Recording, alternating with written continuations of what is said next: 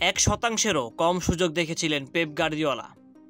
Manchester সিটিকে সত্যিই সুযোগের ছিটে ফোঁটা দেননি কিলিয়ান এমবাপ্পে।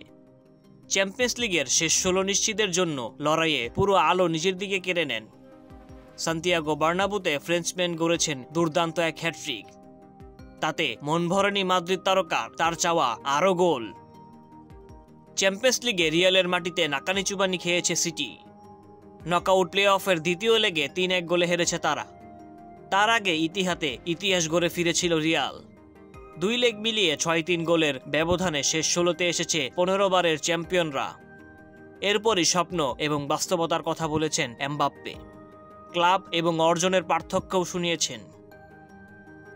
ফ্রেঞ্চম্যান খ্যাত এই তারকার কাছে গোল, হ্যাট্রিক কিংবা আরাধ্য ব্যালন ডিওর কিছুই না, যদি না তিনি রিয়ালের সাদা জার্সিতে খেলতে পারেন। ম্যাচ শেষে এল চিরিনগুইতো টিভিকে এমবাপ্পে বলেছেন, ব্যালন ডিওর জেতার চেয়েও বেশি গুরুত্বপূর্ণ রিয়ালের হয়ে খেলা।